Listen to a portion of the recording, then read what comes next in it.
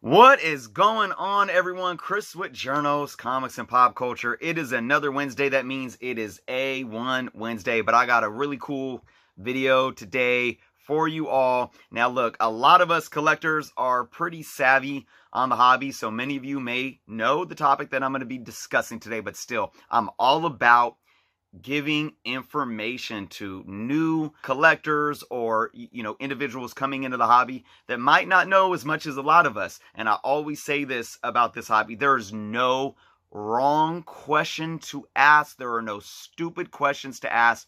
And too often do I see people on social media forums or public forums where collectors ask a question that maybe most of us know, and they get laughed at or they get talked down to. So I'm here to say, collectors, new collectors that still want to get educated on things that you don't know about, ask the questions. Nobody would know anything if we didn't ask questions. And remember, guys, all of us that do know, we didn't know at some point in time either. So with that being said, guys, for A1 Wednesday, we're talking about Newsstand and Direct. But before I get into that, guys, check out A1 Comics. Their link is below.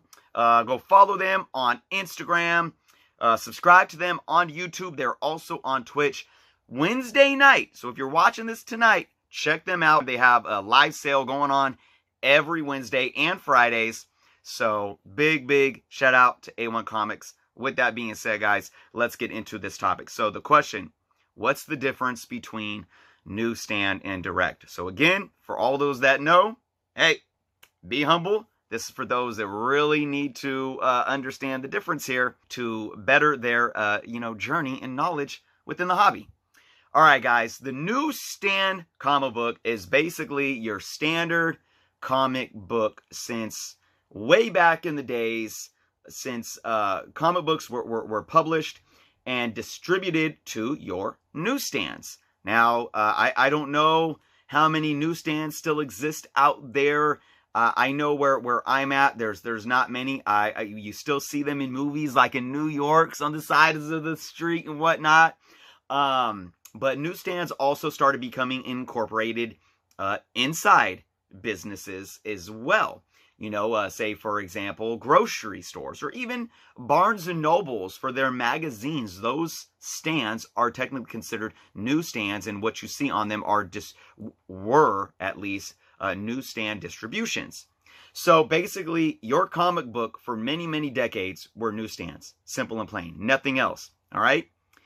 They never had a barcode on them. There was nothing that differentiated them from anything else because it simply was these. You would have reprints in your early days, like the Golden Car record reprints, right? Where you really couldn't differentiate for the most part, especially looking at the cover, if they were a reprint. But your standard comic was indeed a newsstand distributed comic book, okay?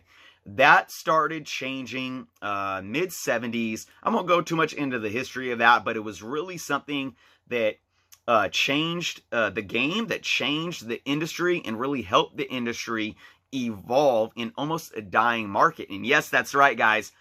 People thought the comic book market was dying many different times in the past. It's not just now for all those naysayers that say the comic books are dying and all that stuff. We've been there, we've done that, and comic books always seem to come out the other end. So, mid-70s, the direct market started happening, guys. The direct market were books that were... Let me try to get in. Where are my direct options? Oh, here we go. Right here. So, the direct to the distributors, right? And the original ones looked like this, so you could tell the difference. They had a barcode, but they had a line through them.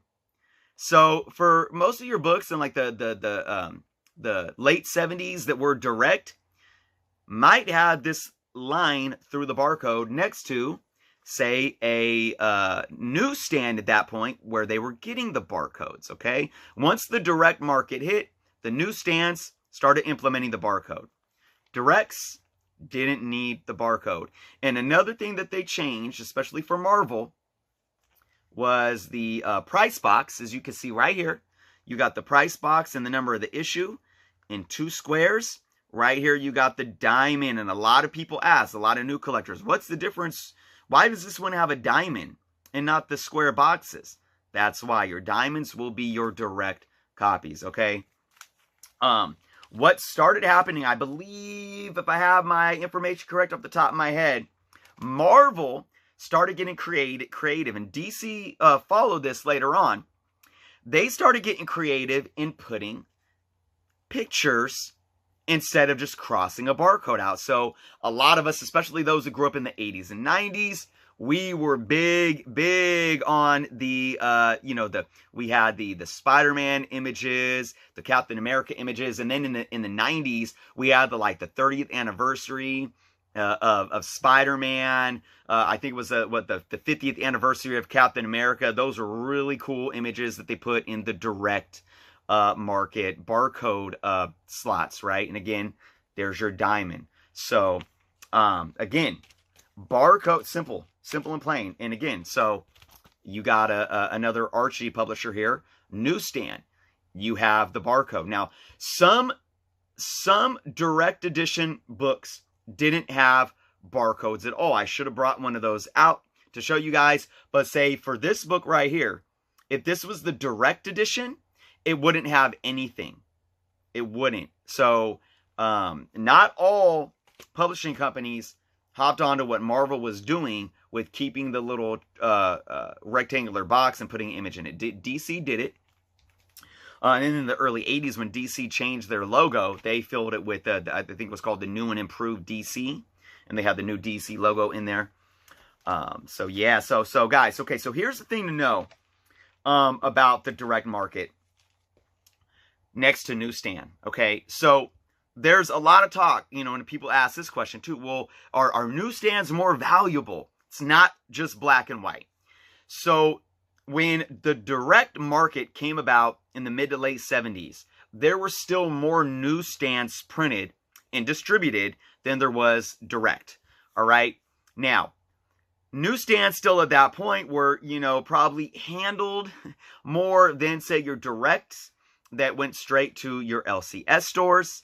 So you still might find a lower percentage of really high grade near mint books of, say, your later Bronze Age books or early Copper Age books. But still, there was more newsstands at that point in time than there was direct. Okay? Now, through the years, you start going into the early 80s, the direct market started growing, and you started seeing larger print runs distributed of the direct, and newsstands started shrinking a little bit. It wasn't until about the mid-80s that the markets kind of evened out, and you had about the same amount of directs as the same amount of newsstands. And going into the late 80s is where you started seeing newsstand shrink and that direct market really boom. And once you hit like 80, 88, 89, and 90, the direct market copies were really up there. Your newsstands started becoming more rare and more rare. So that's why when you look at, say, like a book like, let's take, for example, Uncanny X-Men 266 that came out in 1990. That book in a newsstand is probably going to be more sought after, especially in a high grade, because at that point, you had a lot more direct issues, right? And you had a lot more direct issues that were kept in high grade, where there was a minimal amount of newsstands, and to find a newsstand that was actually kept in a high grade is going to be more sought after because they're more scarce on the market. All right, so when you look at early on in the direct market and you say, well, so there was a very limited amount of direct editions. Does that mean that the directs were more valuable? Not really, guys. So don't get it twisted to where, just because they're more rare equates to them being more valuable. And the simple reason why that is, like your early directs, even in high grade, aren't necessarily going to be more valuable. Why? Simply because there's not really a demand for it like there is the more sought after later newsstands. And that's just how it is. I don't make that decision. It's the consumers and the collectors stating what they demand with their purchasing power, with their money, and how they spend their money, and what they are demanding on the market. So you got to keep in mind, even though there was less directs than newsstands in the early days of direct, finding a newsstand in a high grade is still probably more feasible, or more, excuse me, not feasible, but is more sought after and rarer to do. Finding a newsstand in a high grade in those early days is still going to be sought after more than finding a early direct, because the directs were in more of an isolated environment where they did not get manhandled. Okay. Now, another thing that I want to talk about before I go into more of the evolution of the newsstand and direct is another thing to look out for, guys. And I have a book right here, are the Whitman variants. Okay. And I have a Star Wars #1 right here, Whitman variant. And it even says reprint on it. Okay. And some people are like, well, it's got the diamond, right? So does that mean, so is this a direct market book? No, not really. This is something of its own. And usually the Whitmans had no barcode at all, not even a barcode with a line through it. These books came in your 3-packs for the most part, that were at your Walmarts or maybe some grocery stores, or I don't know what stores back there may have carried these, like not a Montgomery Wards, but Woolworths or something like that. All these stores that aren't around today. Well, besides Walmart, right? These were found in your 3-packs. So just like you have the Walmart exclusives today, where you have like the 3 or 4-packs, they do have barcodes, right? But they have their own unique barcode. So even though the cover may be the same as what you find at your LCS or whatnot, the barcode is unique to the Walmart 3-pack. So back in the day, Whitman had a deal with these brick and mortar businesses like Walmart, to where they have the market directly to themselves. They came in packs of 3. That's why there was no barcode. That's why they were considered reprints, and they were distributed by Whitman. All right, so that's why they're called the Whitman variants. DC had the same thing for the Whitman variants. Even before they did packages like that, even before the direct market, and you don't see any box on some of the older DC Whitmans. The thing that you could be able to tell is some of them will have the Whitman logo, and they won't have the issue number on the cover. You'll have to open the page up and look at the print on the splash page there, and read what actual issue of Superman or Justice League that book is. So good thing to keep in mind that the Whitman variants are completely different than your newsstands and your directs. All right. So fast forward, we're in the 90s, right? And the direct market is the bulk of the market. That's where it's at. You still got your newsstands. And, if it's a key book, your newsstands in high grade are most likely going to command a bit of a higher value. So let's go, we go into the 2000s, and, the newsstand continued to shrink. And what they would do at that point in time, because they went away, especially Marvel, went away from the, having the little box with the image. What they started doing is they started writing direct edition. All right. Direct edition. That clarified that it was a direct, but it still had its own barcode. All right. And let me show you guys something else too. Oh, it's not here. It's not here. Here it is. All right. So let's look at a Star Wars book distributed by or published by Dark Horse. This is a newsstand edition. Okay. Now, this barcode is unique to the newsstand, and it says Star Wars Universe, whereas the direct edition says, oh shoot, what does it say? It says something else. I think it says direct. It says direct. It says direct, where this says Star Wars Universe. So that's how they differentiated it going into the 2000s. A little harder to tell, but if you just look at that barcode, you'll still realize which one it is. Now, moving forward, Marvel, basically got rid of Newsstand in 2013, and DC held on to some of their newsstands until I believe 2017. I think when they did the it might have been when they did the rebirth. But so basically, Newsstand, unfortunately, is a thing of the past. When you look at all your new books, you have one barcode, and there's no differentiation between direct or Newsstand. These are all coming the direct format. So again, but you do have the differentiation between your Walmart exclusives, where they have the different barcodes. So there it is, guys. I hope that helped some of you guys out that weren't maybe extremely knowledgeable or savvy on the difference between direct and Newsstand. There is a history to it. So there's understanding the facts of what they are, and then there's also the value behind them, okay? Now, like I said, just because something is a newsstand doesn't mean it's going to correlate to being more valuable than its, you know, direct counterpart, or vice versa for those early directs. But here's the thing. This is my advice, and I'll close on this.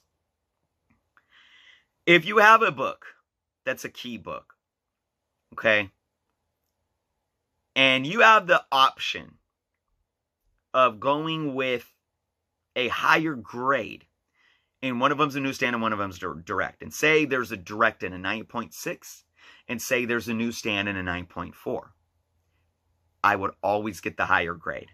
I don't care if it's a direct or a newsstand, get the higher grade. Of course, if it's, you know, you're comparing value and, you know, the price is right, all right? Now, if there is the same grade of a book and they're the same price, I would go with the newsstand, always.